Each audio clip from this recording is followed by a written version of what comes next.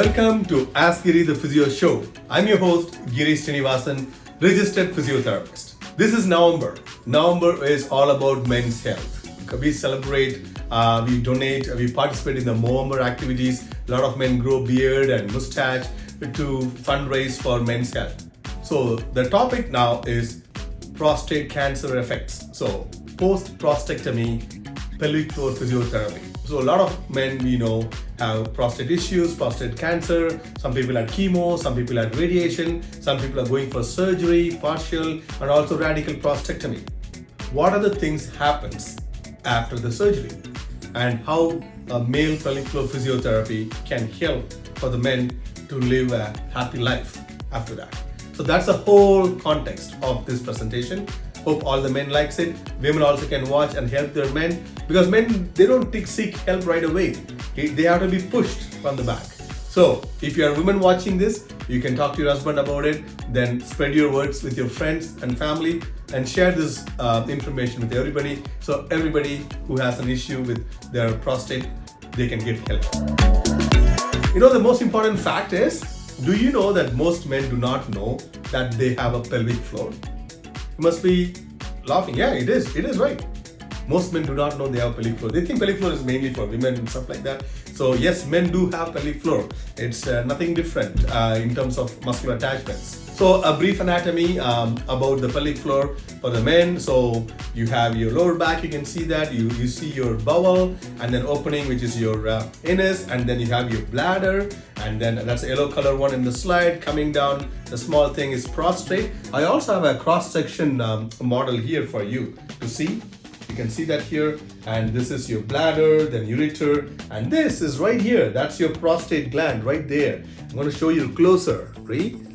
So that's your prostate gland right there, right? And the ureter comes through it, and then it comes to your penis and comes here and where you pass urine, right? So that's kind of a cross section of your thing. And you see this right here, that's all your pelvic floor muscles, right? And that's where it is, if you didn't know.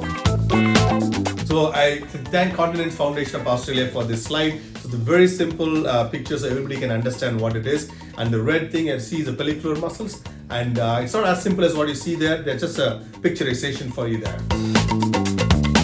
So this is the kind of a little bit more deeper anatomy of different muscle groups. See, you can see your bottom of your penis, and then that all the penis muscles comes over there, and the gap between your kind of a shaft and the end, and then again your anus, you got all those muscles around there, and you can see all the levator ani muscles, you know, pubococcygeus and erectalis, and all the muscles around there. So that's all there. For women to do internal work, we go through the vagina and sometimes to anal, but men obviously we have to go through anal orifice to go do any internal work or any pelvic floor internal stimulation. We use that channel for that to do hands-on work and also pelvic floor stimulation. Again, I am also a certified pelvic floor physiotherapist, so I've done special courses to treat men and women for these conditions. That's why I can talk this in a little bit more details, and also from the experience I've gained from treating various prostate cancer patients and also patients after radical prostatectomy. So what is the role of the pelvic floor muscles, right? We're talking specifically for men right now. So it's support and stability. It has to support all your organs there, right? It has to support your bladder, it has to support your bowel, it has to support all the things on top of that. So I always tell this analogy to everybody. Imagine a pop can, right? So the bottom of the pop can is your pelvic floor, right? And we have holes there where we pass through the fecal matter and the urine. And on the top of the can is your diaphragm right here.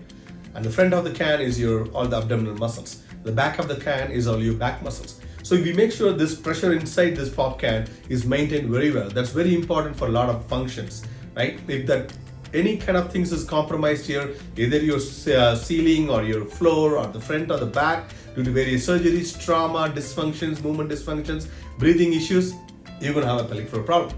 So that's what we're going to talk about. So the role is support and stability, obviously. Continence, fecal and urinary continence, ability to pass urine when you want to pass, and same thing with fecal matter and the gas. Sexual functions, very important for men and women both, and we're talking about the erection, ejaculation, arousal, sexual desire, all those nerve supply and the muscle work, blood supply, everything. Breathe and respiration. Breathing obviously is very, very important. I told you the importance of diaphragm in the pelvic floor, and the thoracic spine also in the pelvic floor function is very important, and how you're breathing, how your respiration pattern is. Balance, when I talk about the balance between the musculoskeletal system, the respiratory system, cardiovascular system, urinary system, endocrinal system, and the balance between and all your muscle tone, your abdominal pressure, and everything. It's all the balance we're talking about. The pelvic floor muscles help with that.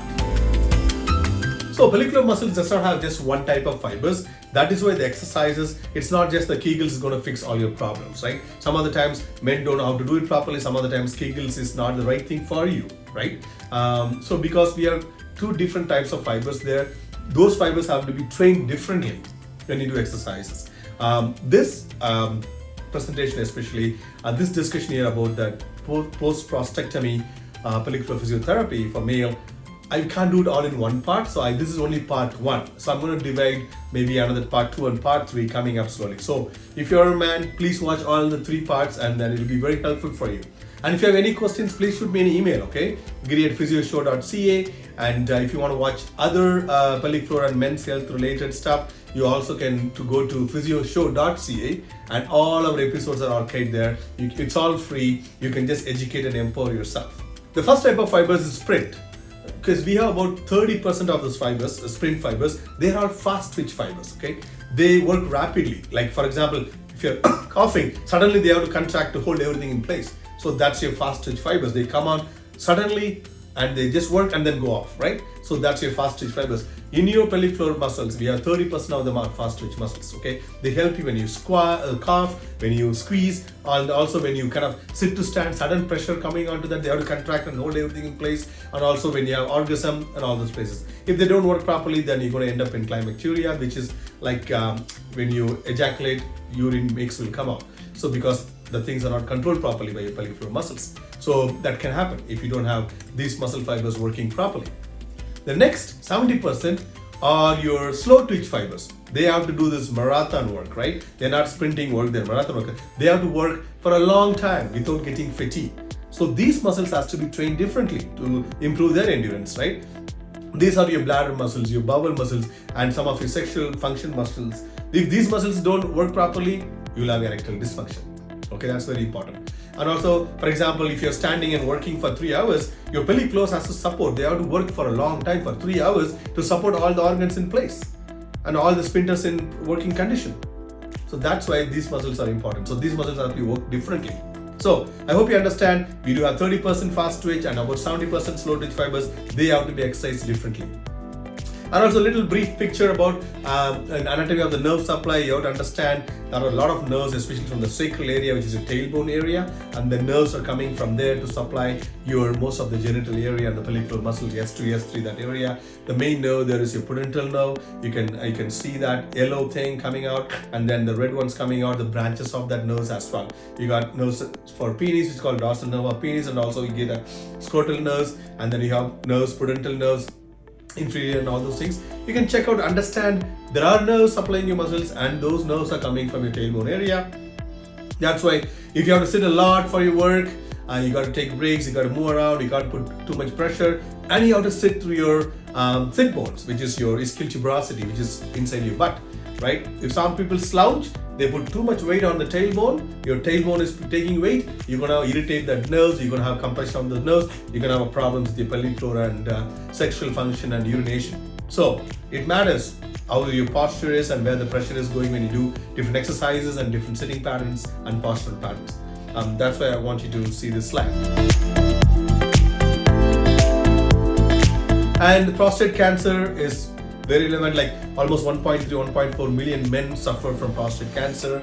And if you are over 50 or over 45, please make sure you have the blood test to rule out PSA. Always you can talk to your doctor to get that simple thing you can do to kind of try to identify the earliest stages. If you diagnose with prostate cancer, there is stages of prostate cancer. Not all cancers are the same.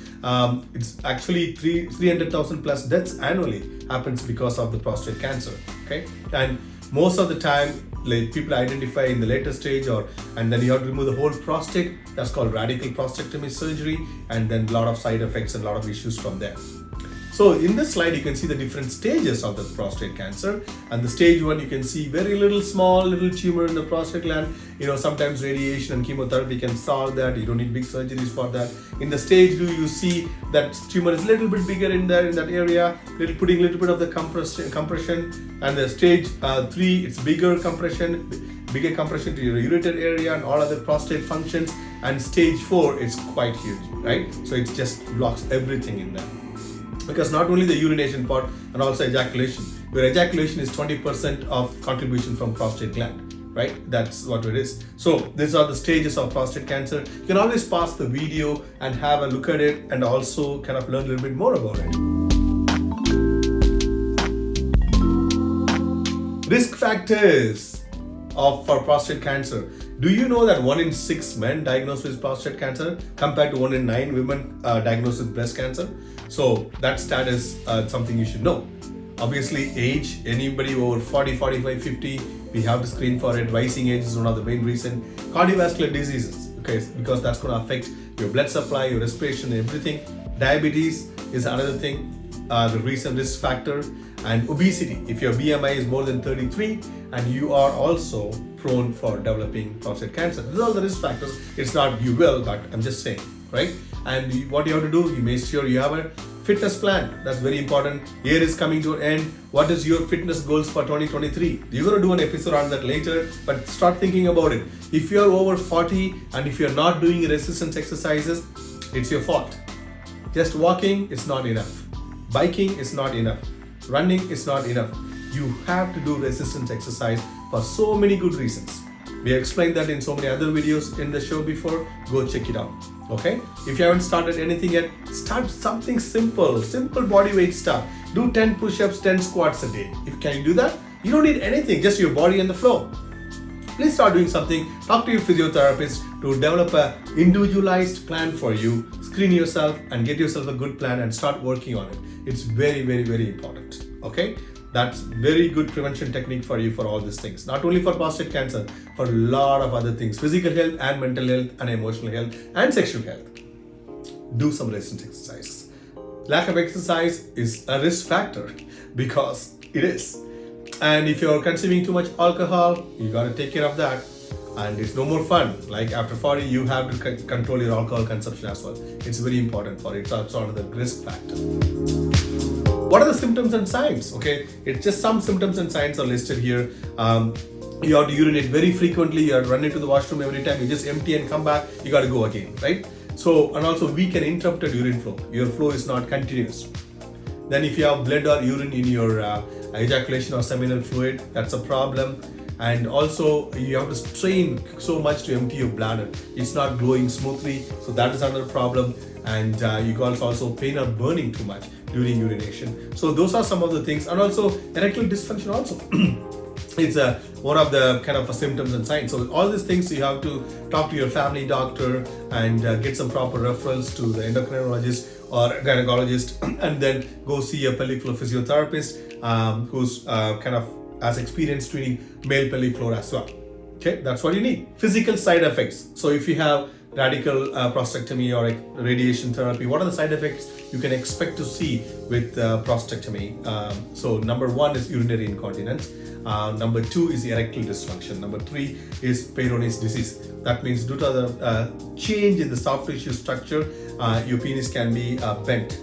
Okay, so it can be curved a little bit because of the changes happening in your scot, in your tissues in your penis, right? These are the very common side effects, but side effects are unique to each man because each man is different. They can have a different symptom than the other ones, but these are the top 3. We're going to discuss that in this series for the men's health for November for men's health. So what is pelvic floor training, right? What is it? What does we do? Did we just do Kegels? No, that's not the only thing we do. Basically, you have to learn, as I told you have fast twitch fibers, you have slow twitch fibers. First of all, men don't know they have pelvic floor. So we have to first teach them where the pelvic floor is, how it feels, how to identify the pelvic floor muscles are working, teach them how to contract the right muscles for the right amount in the right intensity and frequency. Okay, that's all the pelvic floor muscle training is. and also how to avoid the unwanted muscle contraction. If you're contracting the pelvic floor, I don't want all your abdominals, your transverse abdominals, your core muscles here work too much. A lot of people compensate by, instead of doing the pelvic floor work, they contract the abdominals or glutes and all those things. So just to teach and identify and correct. So that's a small picture here. In the side of the ultrasound picture, you can see how the relaxed pelvic floor is looking, and that strain one shows that when you contract the pelvic floor, how it works. And there's a diagram there too, the relaxed pelvic floor and then the contracted pelvic floor, how it helps to constrict the sphincter. Sometimes the sphincter issues can come, most of the time with the radical prostatectomy, they also remove the sphincter sometimes. Then you need to work with your pelvic floor muscles to act as a sphincter sometimes to control your flow and continence. That's very important. We'll talk about it in detail as we go into that exercise and the treatment part. This is just kind of a introduction to that. Sphincter control, we just talked about it. There is 3 types of pelvic floor muscle involved in this horseshoe action of the muscles. They don't just all pull in one direction, right? This is to compress your sphincters. So external urethral sphincters and also your striated urethral sphincters. Those two important sphincters are there. These sphincters are the one, it's kind of a valve which controls the flow of your urine. So these muscle work, as you see in the picture there, and thanks for Ryan Stafford for this picture and this slide. He presented this in one of the Prostate Network meeting, and credit goes to him for this slide, so I can use this slide to educate you.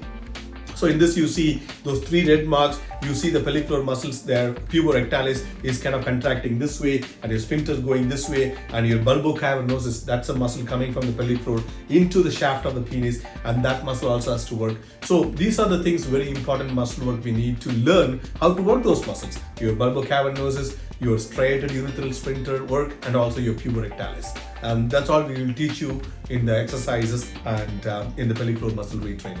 So that's very important there. So what are the components of the correct pelvic floor muscle technique? 3 things, guys, 3 things you have to remember. First is awareness. Where is your pelvic floor? How it feels to work them? What lifts up? What goes down? If your penis is coming up and we call it nuts to the guts, you know, what's coming up, what's going down. You have to be aware of everything for men.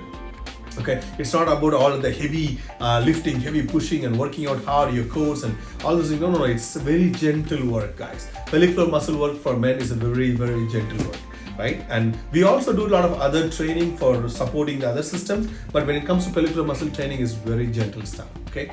And localization, contracting the right muscles at the right time at the right frequency. That's very important. And motor programming, how you program your brain that you are able to contract the muscles at a given time for a given task.